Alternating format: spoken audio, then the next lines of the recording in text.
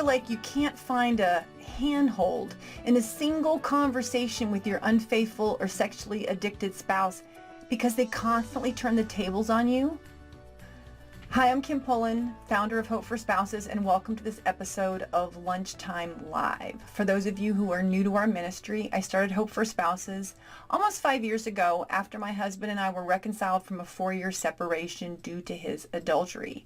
And during the 4 years that we were apart, I really tried super hard to focus on my own recovery. I did a so-so job most of the time. But I tried to get out of the way and let God work on my husband, and boy, did God do that. So while I was getting better, God was working on him. And we've been back together for almost 5 years now. And it's amazing what God has done. We have a completely different marriage. We have a level of emotional intimacy that I could never even have imagined. And we both really acknowledge that the reason for that is because God is the center of our relationship. Now, one of the things that I made sure that I learned and incorporated was healthy boundaries. And I didn't do a really great job sometimes because I was so unhealthy in my thinking. And one of the areas I had to really work on was communication boundaries, because it was really easy for my husband to manipulate. We had 19 years of marriage of him being able to manipulate conversations, and I always felt like the tables were being turned on me. So I had to learn when not to speak. I had to learn how to set communication boundaries. And really, it's one of the fundamental things that we need in recovering from a spouse's sexual betrayal. But it's also one of the most misunderstood and most difficult things to maintain, especially in the beginning of our healing journey. So let's go ahead and talk a little bit about boundaries. Now, the first thing I want to talk about is what is the purpose of any kind of a boundary. So when you think of a boundary, we think of the whole purpose is to protect what's inside of that boundary, to protect it from danger or from harm, and to basically create safety within those boundaries.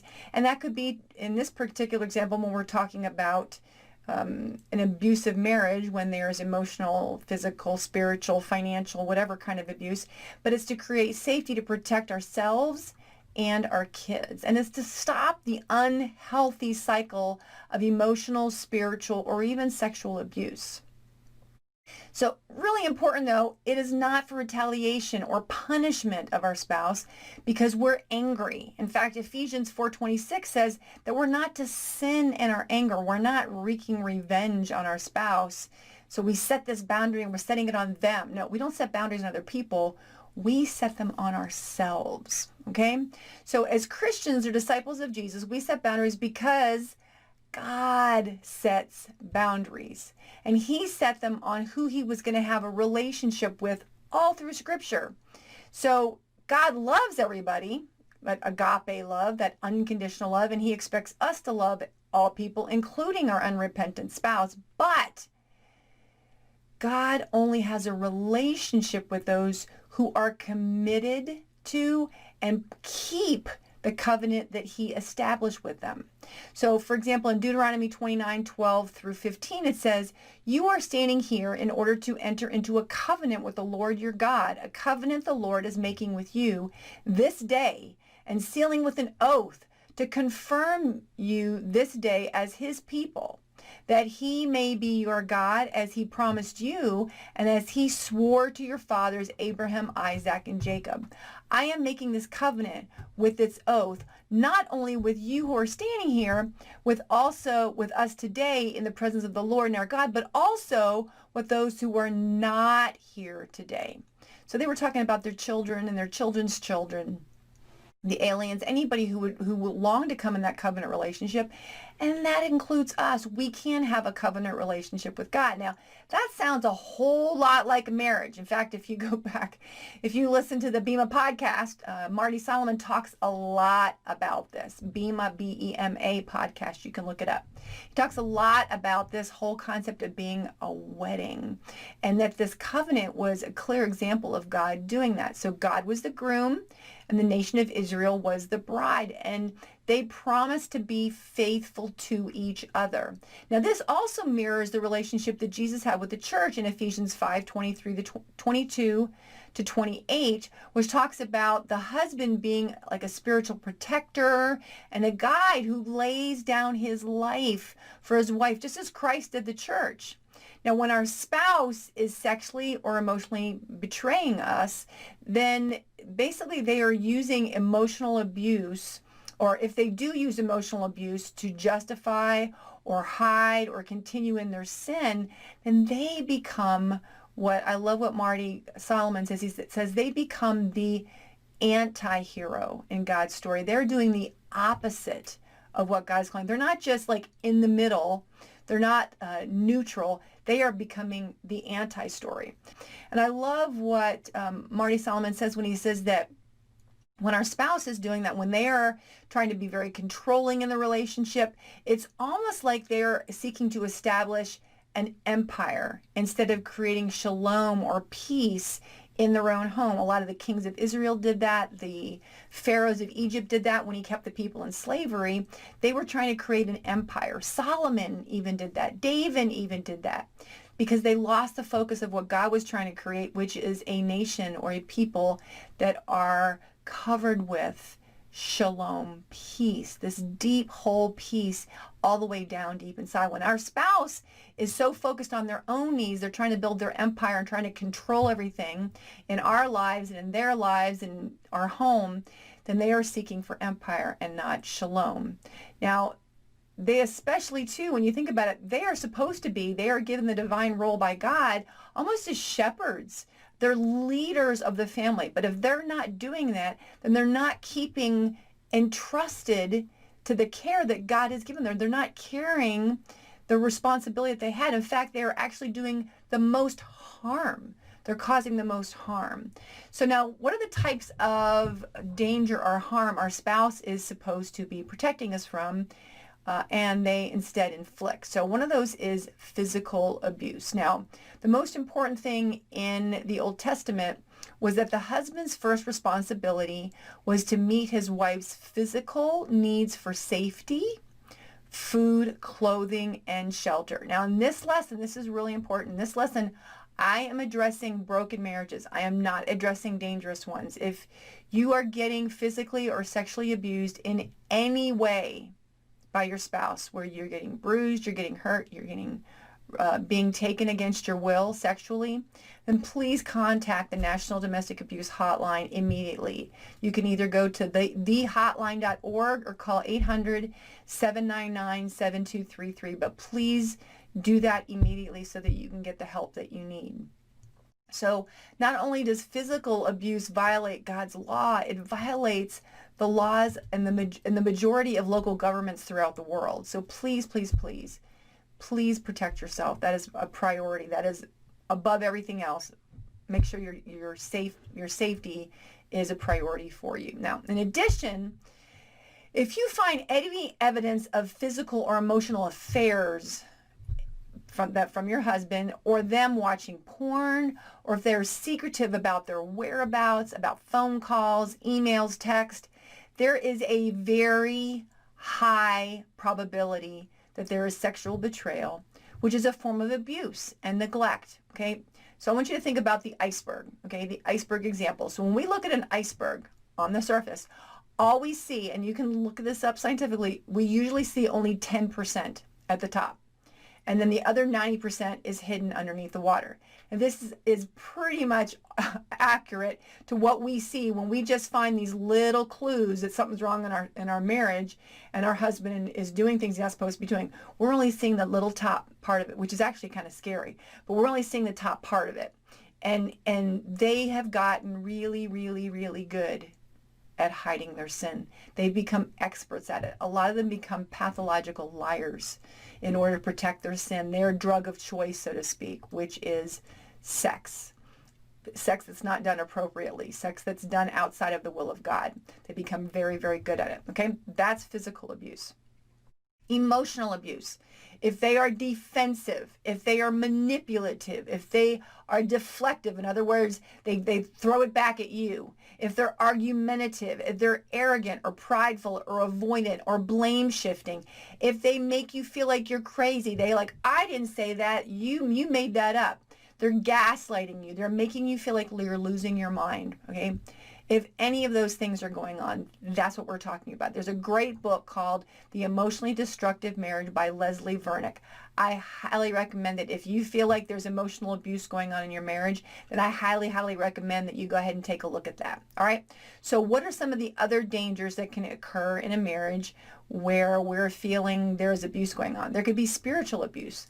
Now, this could be misuse of scripture to make you feel guilty or to deflect without applying scripture to themselves. Like they can quote scripture. Some of them, some spouses who are full-blown addiction or having affairs, basically they know the scriptures, but they're not being obedient to them. And they will use them on you, but they won't use them on themselves. So they use and they manipulate spiritual leaders. Like you may be bringing somebody in to help you, a counselor, a pastor. They may be bringing them in, but because your spouse is so good at lying, they're so good at manipulating, they're so good at covering their own butts that they actually can fool the leaders. And the leaders end up turning on you and making you feel like you're the one who's responsible. And so you walk out of a counseling session like, what just happened? I'm suddenly the bad guy, and the sin is never dealt with. Our spouse gets so good at hiding it. They become experts at being able to fool people. Financial abuse. Basically holding you hostage financially, maybe not allowing you to meet the needs of your children because you don't treat them right or talk to them right or you question things that they do. So they restrict your access to seeing where the family's money goes. I mean, maybe you're home full time watching the kids and they're the ones that are working, but they're basically like, well, you don't need to know what I'm doing with the money. It's my money. It's like, no, it's not. We are a couple. We are equal. There's mutuality in this relationship. You have a right to know where every dime in the family goes. Whatever is coming in is both of yours, okay? So they make you feel, though, that you're too stupid to know how to handle the money. They restrict what you can spend. Now, again, we have to make sure we're not spending money frivolously because that is something we can't do. But they're restricting you from having access, not to take care of the bills, but just because they're trying to control you and what you're doing. And, you know, of course, this is never God's design. God's design is for marriage to be a partnership. All right. So now let's talk a little bit about, before we get into communication boundaries, let's talk a little bit about physical boundaries, okay? So if you're being used as an object for your spouse's sexual fantasies, in other words, there's no emotional intimacy during sex. They're not looking you in the eye. They're not connecting. They're not talking to you lovingly to you. But they're either using porn or their mind is somewhere else. They close their eyes. They're gone from you. And you're just a body. You could be anybody, okay? Then you are being abused. You're being used. You're being misused. They are using you for their own selfish pleasure. And that is not God's intended purpose for the sexual relationship in marriage. Or if they are not engaging you in that intimacy and instead they are choosing porn, okay, that is not what God designed either, because they'd rather do porn than have an emotional connection with you. That's crazy. But it's the way that the world goes right now. So if you look in 1 Corinthians 7:4, it says that their body and your body, you belong to each other. So therefore, what they do, yes, you have a say about that, okay? You have a say on how they use their body sexually, how they use their body and all. You have a say. So they can't, well, I'll do this because I want to do it. You can't tell me what I can't do. Well, according to the scriptures, you can, okay? Because you guys, mutuality has to be in a relationship. It goes both ways. You guys are there for each other. You're no longer individuals. You are considered one in that marriage, especially when it comes to your sexual relationship. All right. Now, if any of this stuff is going on and you're feeling like you're used, you're feeling like I could be anybody and he's just having sex with me to relieve himself, but he's not seeking to meet your needs sexually, okay? Then you have every right to cease sexual intimacy, to say, I'm not doing this. You're not going to use me. I am not just a body for you to use the way that you like. So now you got to make sure that your motives are right, okay? That you're not doing this just to punish them because you're mad at them, but you're doing this because they need a wake-up call, because they're not listening to you. Maybe you've been crying out. Maybe you've been trying to get their attention to this, but they're not listening to you. So this could be a wake-up call to get their attention that they are misusing you, that they are neglecting you, and they're not protecting you the way that they should. So sometimes you need to step up and protect yourself from abuse. And if you don't even know where they're spending some of their time, they're making excuses for where they go, or they get like, you don't need to know what my business is. You don't even know where they're at. And I'm going to be a little crass here, but you don't know where they're putting their penis. And if they're putting their penis in somebody else, and you don't want them coming back and putting it in you, because you don't know if they're carrying STDs. So you may not be safe, like literally physically safe, if you don't know where they're spending their time, okay? All right, now, what about an in-house separation? So these are the different types of physical boundaries we can be setting. So the first one is we separate ourselves from having sexual intimacy. Second one is we can have an in-house separation. So what does that mean? We're basically sleeping in a separate room. And we could stay in the bedroom, we can have them leave, or we can leave the bedroom. And it's basically, it's the next step beyond saying we're not going to have sex. It's if they're not being prompted by repentance because you say, I'm not going to have any more sex with you, I need to protect myself because you are using me, then sometimes an in-house separation is a way to get their attention. And it also makes boundaries a little bit easier for us to maintain if we haven't set them before. Because sometimes they get so good, we play this dance with them, or we have this dance where they manipulate us so much that they just break down our barriers. They break down these objections that we have because we're in the same room together, and we give into sentimentality, and we don't hold our boundaries. So sometimes being in a different room can help us to maintain those boundaries. And we may sometimes, if they are not going to respect those boundaries, we may need to actually put a lock on our doors to keep us so we have our safe space. All right, so out of house separation. So this can happen when our spouse continues to stay in unrepentance, they continue to justify their sin, they continue the emotional abuse. And so sometimes we have to resort to either us moving out or them moving out. And especially if they're refusing to come into the light, they're refusing to be open about what's going on in their life.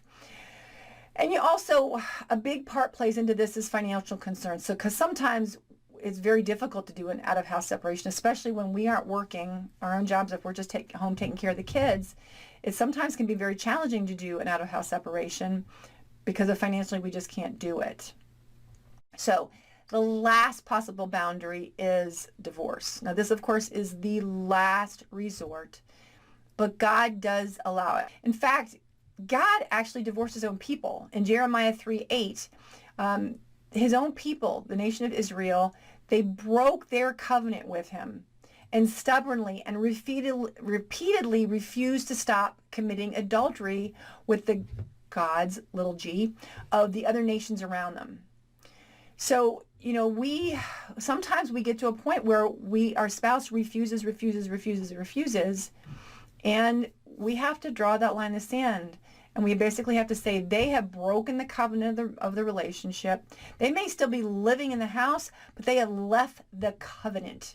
And that is what God is the most concerned about, not the physical leaving, as much as they have stepped outside the bounds of the marriage to get needs met outside the marriage, and they refuse to repent. All right?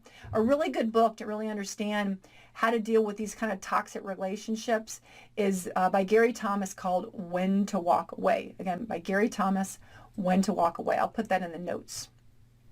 All right, so communication boundaries. So what are communication boundaries, and how are they different from physical boundaries? So first, let's talk about the purpose of a communication boundary. So like physical boundaries, a communication boundary creates a space for you to heal. And it's a place where you're not going to be triggered, where you're not going to get sucked into unhealthy patterns of deflection or gaslighting or manipulation. Okay. It's also created to build your convictions based on God's word about what a healthy marriage is supposed to look like. If you continue that dance with them and this cycle of unhealthy communication, you're never going to really learn what a healthy one looks like. So sometimes you create those boundaries so that you can step out of that. You can look at your relationship objectively and see, oh, this is what a healthy communication is supposed to look like. Sometimes we can't see it until we step outside of it. All right. We can also do it to find our value, our worth, and our identity in God again, or maybe for the first time, not in our marriage. So we're doing it to find it in God, not in our marriage or spouse. And when we're in the middle of it, sometimes we can't tell the difference. We don't realize that we're trying to find our identity, our affirmations, our worth, our whole self. We're trying to find it in another person who can't give that to us instead of in God. And so sometimes when we can step out of that cycle, we can see things a lot more clearly. And then also it's basically space to feel what healthy looks and feels like. So we recognize when we are not in that situation. I've had several ladies who I worked with who've gotten out of a relationship that's been where there's a lot of dysfunction, and they've been out of the relationship for a while, and then they come back into it and they're like, wow, like this is the way I lived. I don't want to live this way anymore. I mean, it's crazy that they didn't see it before because they got so used to it. They just got accustomed to it. And so only when they got out of that situation did they recognize why it was so wrong. Now, I'm going to give you a real simplified neurology lesson.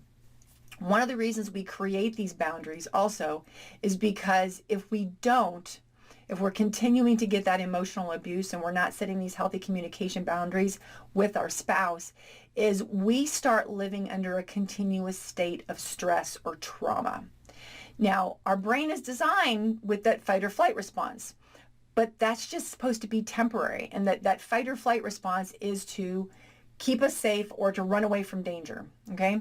So if we are in a continuous state of fight or flight, this causes a hormone called cortisol to basically flood our cerebral cortex, okay?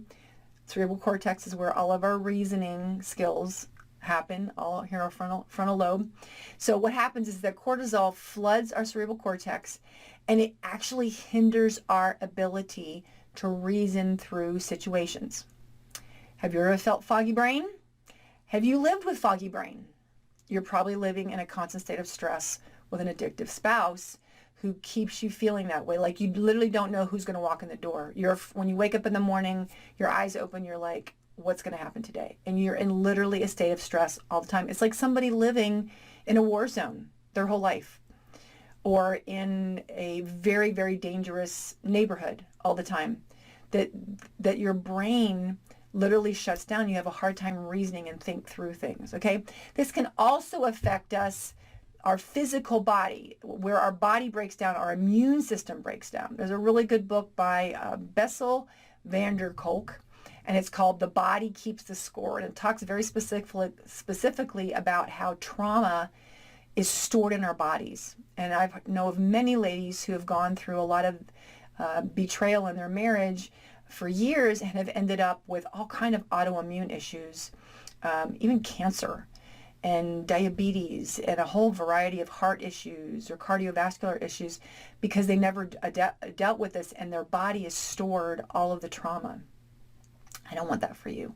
So now when it comes to setting communication boundaries, we always have to go back again to the scriptures. Super, super important. So we're going to look at 4 scriptures right now. Proverbs 26:4 says, don't answer a fool in terms of his folly, or you will be descending to his level. Have you ever felt that way? Matthew 7:6, do not give dogs what is sacred. Do not throw your pearls to pigs. If you do, they may trample them under their feet and then turn and tear you to pieces. In other words, If you think your spouse is going to understand a lot of these things that you're learning and spiritual things, and you wonder why they laugh at you or they blow it off or they spit it back in your face or what, Jesus understood there are people who are not going to understand the things that you're talking about. So don't think you can make them understand. It doesn't work. They don't have the processes for it. Okay. 1 Corinthians 2:14, the person without the Spirit does not accept the things that come from the Spirit of God, but considers them foolishness and cannot understand them because they are spiritually discerned. When our spouse is in sin, then they are not living by the Spirit of God. They are living by the spirit of this world. So anything we try to communicate on a godly level, on a healthy level, they do not understand it. In fact, it looks as foolishness to them because they are completely self-centered. All right? Psalm 63:1, you, God, are my God. Earnestly I seek you. I thirst for you. My whole being longs for you in a dry and parched land where there is no water. Who is the writer turning to? He wasn't turning to a person to fill him up. He was turning to God. So are we turning to the wrong person to get what we need? Are we trying to get something from our spouse that they are incapable of giving us? All right? Now, if it is possible to have a licensed counselor involved in your moderating your communication with your spouse, then please take advantage of that. But keep in mind that it's still not a guarantee for healthy communication with an unrepentant addict. Now, even a trained counselor can be snowed by a shrewd, manipulative addict. However, in my experience, the majority of couples with sexual betrayal active in their marriage can't afford to pay for a counselor to be this communication mediator or moderator. Okay, so that's why I want to give you some really practical things that you can apply to communications and boundaries. So what is the purpose of communication? So let's just address that. It's really important that we have a key foundation here. So what's the purpose of communication? Number one, it's an equal exchange of information with both parties seeking to understand the other person and come to a consensus or agreement. Now, Philippians 2:2 says that we're to have the same love, being one in spirit and purpose. So the same thing, that our goal is to be on the same page. Now, that means there's no manipulation, there's no blaming, there's no deflection, there's no gaslighting, there's no passive-aggressive behaviors. It is supposed to be, communication is designed to be a win-win situation for everyone, all right? That is the way good communication is conducted. Now, the reason we set a communication boundaries because this purpose is not being accomplished. You are being manipulated, you're being gaslighted, et cetera, et cetera. All right, now what are the modes of communication when setting communication boundaries, and what are the benefits and the challenges? Okay, so we're going to get real practical here. All right, so one of the first modes of communication obviously is face-to-face. So pros and cons about that. So a pro to having a communication, a conversation with somebody face-to-face, your spouse, is that you can see them physically. And it makes it easier to recognize how engaged they are, how real they are. I mean, are they looking you right in the eye, or are they avoiding it? And are they being intimidating, or are they being vulnerable? Now, we can also ask for clarification, like right there on the spot. It's an immediate clarification. Did you mean this? Is that when you said this, what does that mean? So those are the pros of face-to-face conversation. So what are the negatives? What are the cons?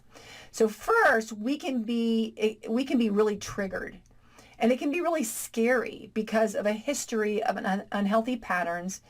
So I'll give you an example. My husband and I, when we were separated, my husband was very manipulative. He would always flip the tables on me in a conversation, and I always felt like crazy when I got finished with a conversation. You know, I had a plan when I came to talk to him, and then I walked away from the conversation, and I was like, what happened? What did he did it again, and I didn't see it. I didn't see how he did it. But I always felt like everything was flipped, and it was a habit.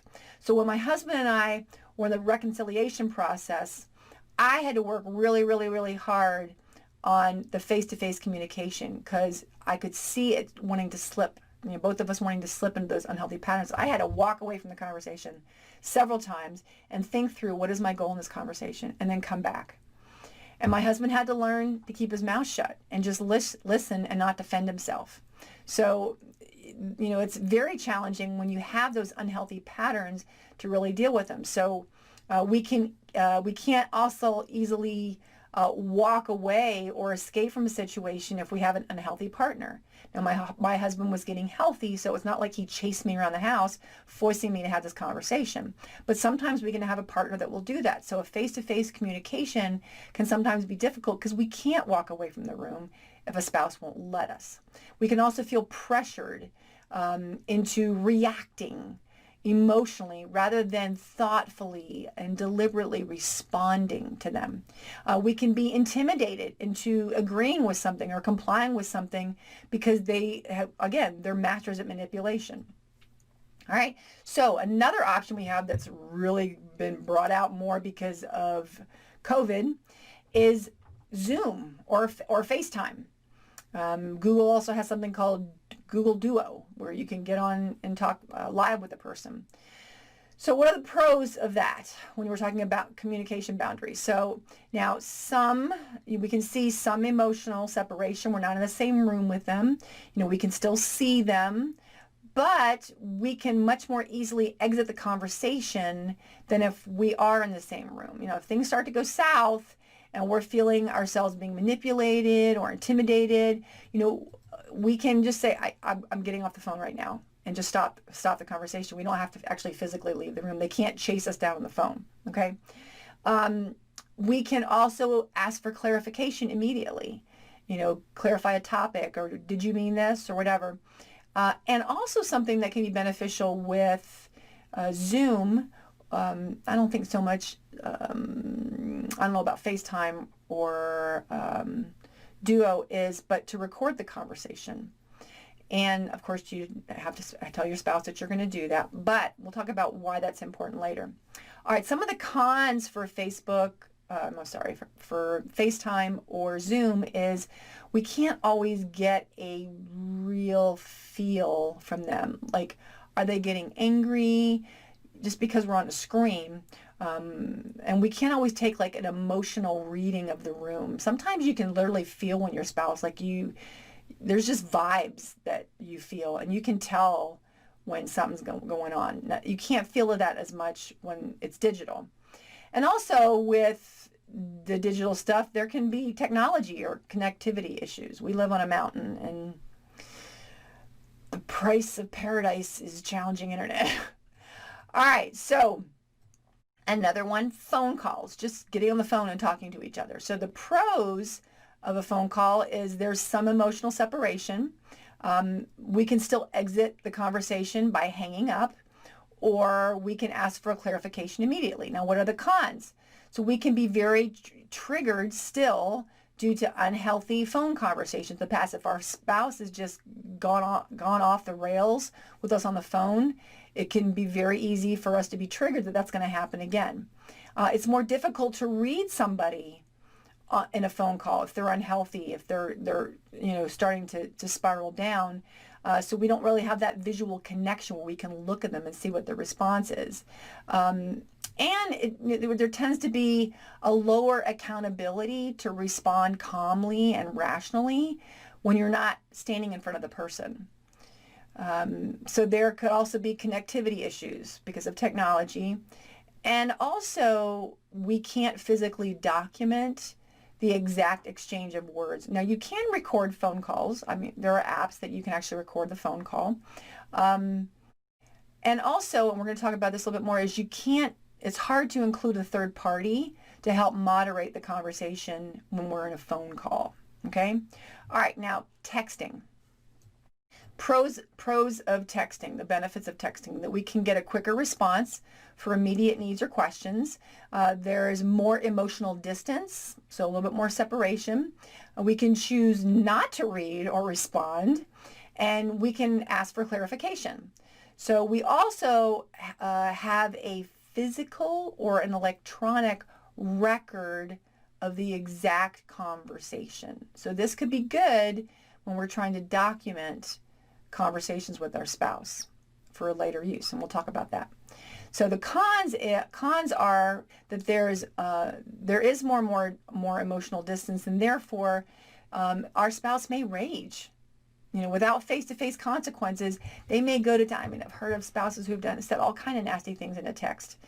And we may be triggered due to unhealthy texts in the past, and it may send us into a spiral, okay? So email, and you're thinking, email, that's like archaic, but it can be effective. So pros for email when it comes to communication. There's even more distance than texting or face-to-face. We're less likely to have them rage at us and for us to be triggered by them.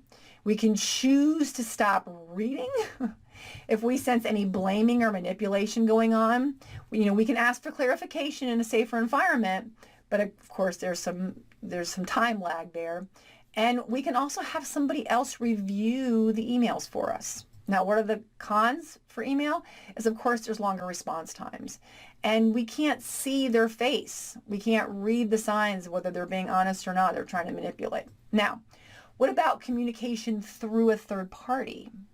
So that's like a family member or a friend, a member of your church, whatever. So the pros for that is there's no physical contact, and we're less likely to be triggered by that. Now, the cons are it requires an objective, safe person that doesn't have an agenda. And sometimes the communications can be misunderstood or miscommunicated.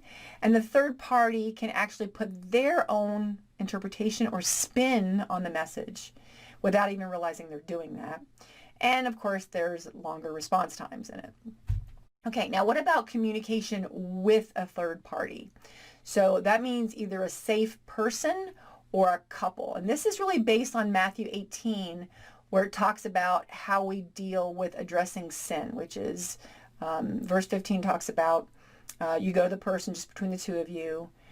And then if it doesn't work with you, then you bring one or two other people along. And so if your spouse is continuing in their sin, they're not being repentant, and you need to bring somebody else along, this would go along with that, having a third party in there. So the pros of this is, of course, is biblical.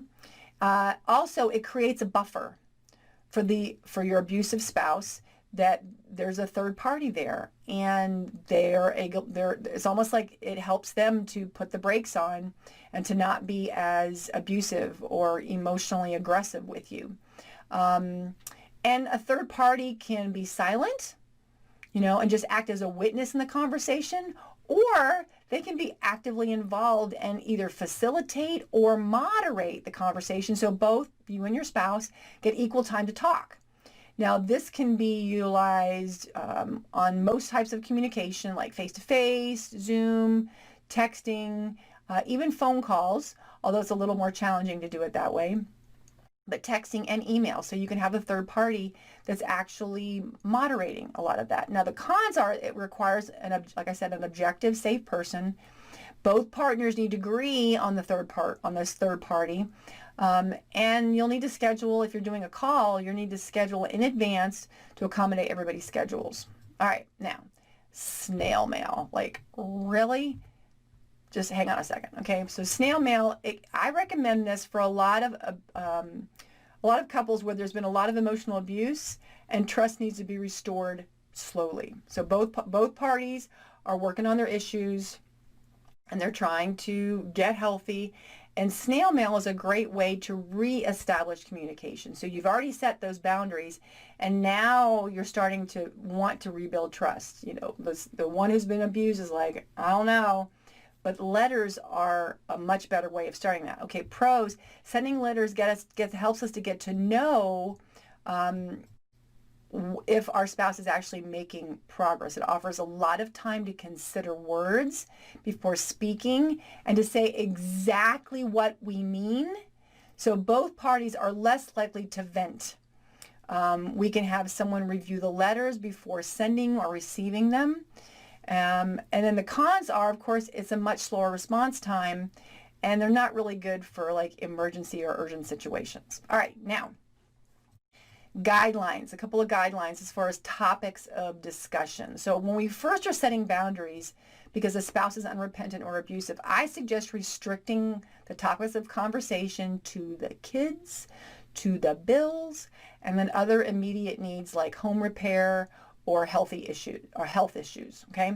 So if they prove capable of having a conversation without manipulating you or blaming you, then you can expand the conversation topics to maybe include your recovery process or what they're doing. Now keep in mind that if they've started any kind of recovery, it doesn't mean they are doing it with the right motives. Time and consistency will tell. Now when I say time, I'm not talking about a week or even a month, maybe not even 3 months. Sometimes it takes 6 months or a year to really know if their motives are true. Now, they may be doing it just to pacify you, okay? So that you'll, let everything return to normal as soon as possible so they can have their situation back. And that's a passive-aggressive behavior on their part. And it's a sign of a lack of real repentance because ultimately it is self-serving. Now, this is the type of repentance that Paul talked about in 2 Corinthians 8 through 11. He talked about worldly sorrow. And worldly sorrow is the opposite of godly sorrow. Worldly sorrow is, I got caught. What's the bare minimum I have to do to get by so I can have my way back? That's worldly sorrow, okay? Completely opposite. And when we allow ourselves to get caught back up in that, then we start the insanity loop all over again. We jump back into the dance, and it was like we're starting from scratch, okay? So we don't want to go there. Now, guidelines on our written communication and with our spouse. So the first thing is before we write anything, before we type anything to our spouse, we have to pray for wisdom and guidance. Imagine Jesus looking over your shoulder, and remember Philippians 1:9-10 that talks about let us being able to discern what is best. So we have to pray for that. God, help me to discern what is best even in my communication, okay? No impulsive communication. Please, please, please do not just send them a text. I miss you. I love you. Please don't do that. That is impulsive, and it totally undermines all the boundaries you're trying to. It's confusing to them, and it lets them know that they have got you, okay? They have got you under their thumb, and you are not firm on your boundaries. Please do not send impulsive communications like that, okay? All right. Don't initiate communication when you are tired, angry, hungry, lonely, or stressed. Why? Because all of your defenses are down. Do not do it during that time, all right? Not when you're tired, angry, hungry, lonely, or stressed. That is not a time to communicate because you will say stupid things that you're going to regret later, all right? Now, unless it's urgent, type or write up your message and leave it alone for an hour or a day to give yourself plenty of time to think about it, to review it, maybe have somebody else review it before you. And then you have to ask yourself, if this conversation, if what I'm sending doesn't move me and maybe my spouse toward our goal or my goal, which is personal healing, then I'm not going to send it. If it does not benefit, if we're simply trying to get our spouse to recognize that I miss you, I want you to change. If we're trying to do passive-aggressive behaviors ourselves, don't send the message, all right? It is not moving us in a healthy, positive direction. And if you question it, then have somebody else who's also going through this, who's doing a little bit better than you are. Let them review it before you send it. Talk about your motives for that, all right? Ask ourselves if we are following our feelings or are we following the scriptures in response. Ephesians 4:17 and 29 talk about speaking the truth in love and only good what is building up others according to their needs. Okay, even an abusive spouse. And that means we're not spewing, we're not angry when we communicate with them. We are doing it as not, I won't say emotionless, but as neutral as possible. And we're not doing it to be vindictive or angry, and we're not doing it to manipulate to get them to do what we want them to do, okay? That is just as bad. We are playing into their same game. We're playing by their rules when we use passive-aggressive manipulative actions to get them to do what we want them to do. So don't do that. Don't stoop to their level. All right. So, and then we want to make sure that we are turning to God first to get our emotional needs met, that we're not turning to our spouse. Isaiah 55:2 says that why would we search for bread that's not going to fill us up? Don't turn to your spouse to meet an emotional need. When you're feeling lonely, he is not the person to turn to. When you're feeling sad and stressed, he is not the person to turn to. I mean, he's been selfish. He's totally focused on himself. He doesn't have anything to give to you. So why are you turning to him? Turn to God. Turn to your healthy relationships that you have in your life that you can get those needs met from, okay?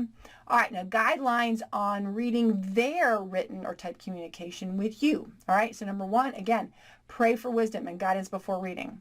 Number 2, don't read it when you're tired, angry, hungry, lonely, or stressed. Don't read it.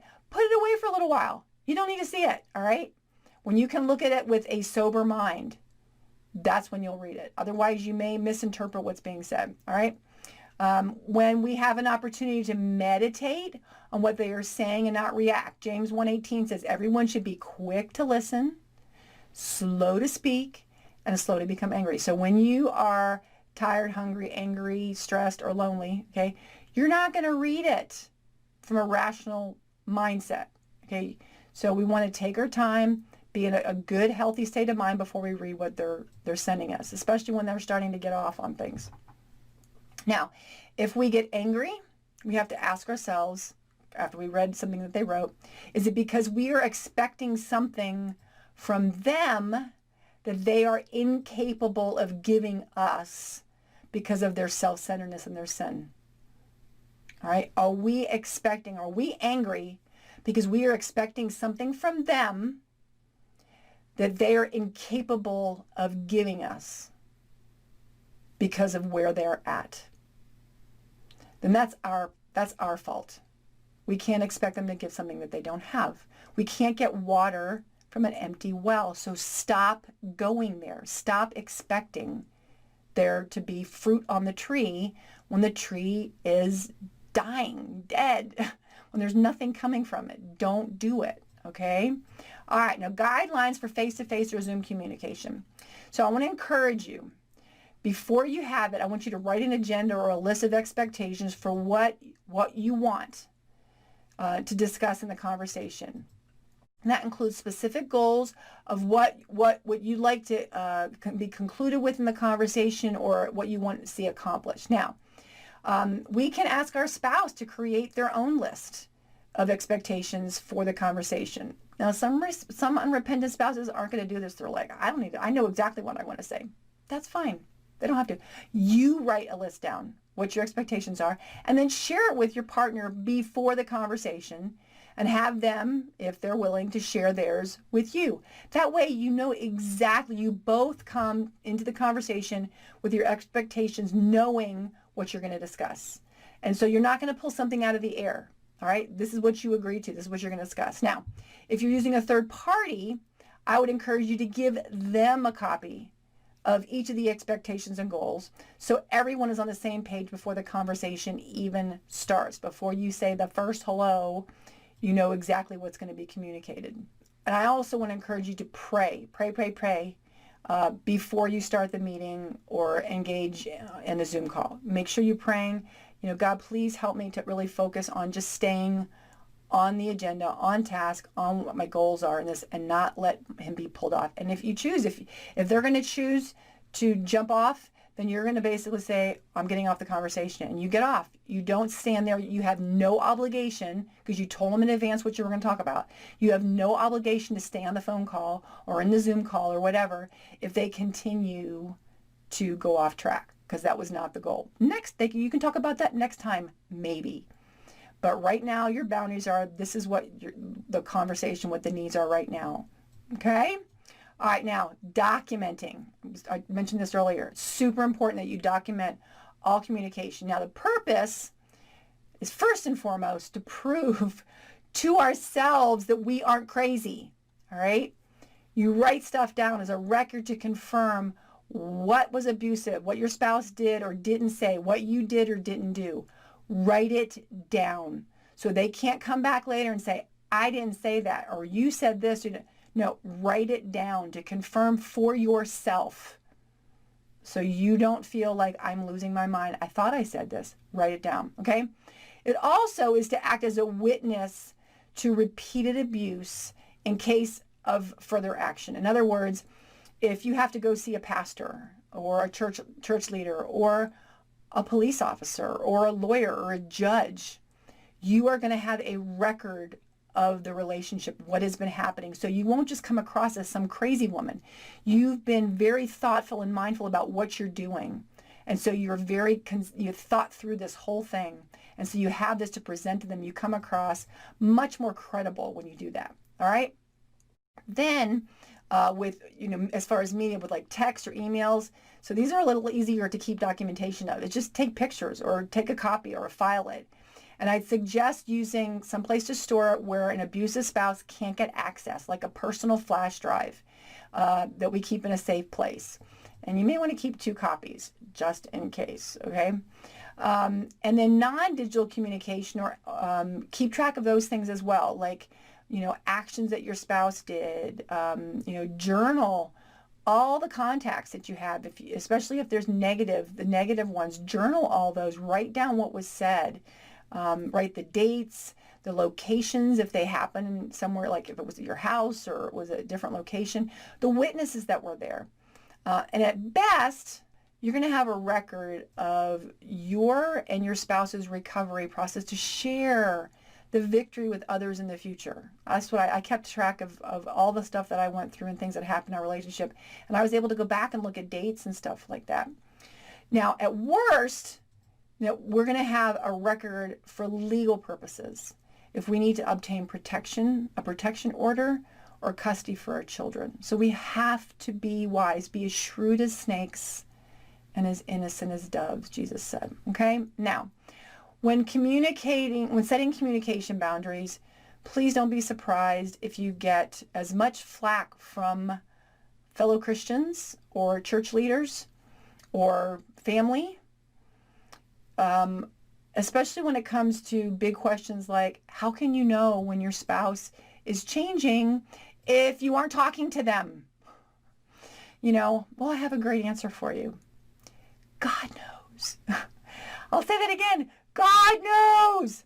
And he is going to make that clear to us. Our spouse's repentance is not going to be done in a closet. If they're really repentant, it's going to be very clear for everybody to see. In Thessalonians chapter 1, verses 4 through 8, Paul talks about the Thessalonian disciples and how it was very clear about the Thessalonians' transformation and their choice to follow God, to do what was right. It was very clear, even in like another country, in Macedonia and Achaia, it was very clear to everybody. When somebody really changes, people know. It's not going to be done, under a bowl or something. It's going to be very clear to everybody that they're different. And then God will make it clear to you. So I love this example in John 21, 21 through 22, when Jesus had come back and the disciples were kind of getting ready to say goodbye, and Peter had been reinstated, and John was walking by, and Peter said, well, what about John? And Jesus had just been talking to Peter about Peter. And Jesus was like, don't worry about him. What he's done or doesn't do, that's none of your affair. You know what? You only have one responsibility, and that's for you to follow me. Well, the same thing applies here, okay?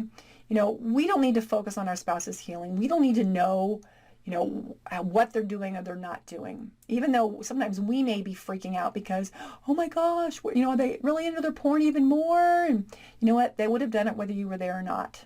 Okay, whether you were in their life or not. If they wanted to do it, they would figure out a way to do it. So don't fret over what they're doing. You focus on you. It's hard enough for you to change you. Focus on your own healing. And if people are questioning what you're doing, you just tell them, I've got to follow Jesus. I've got to do what God's called me to do, and I have to do that in a safe place. So this is why I'm setting those boundaries. Just like Jesus, like Peter, we need to follow Jesus. and start with, and that means starting with our own heart and creating a safe space from an abusive, emotionally abusive, or unrepentant spouse, so that we can have a physical and emotionally safe place for us to start healing. Now, if you want to begin your healing journey, but you don't have a clue where to start, and if you're terrified of doing this thing called recovery all on your own, and you need someone to walk beside you, and if you want to do it God's way but don't know how to practically apply the scriptures to this area of your life, then I want you to go ahead and schedule a call with me.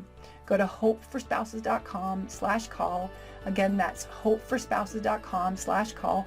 We'll get on the phone for about 45 minutes to an hour, and we'll talk.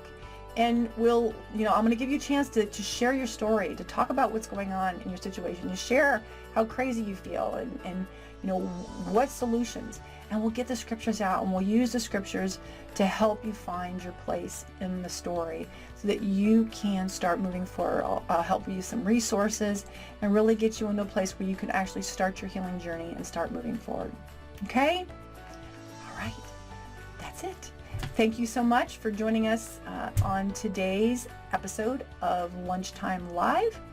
I'll see you next time. This is Kim Pullen. Take care.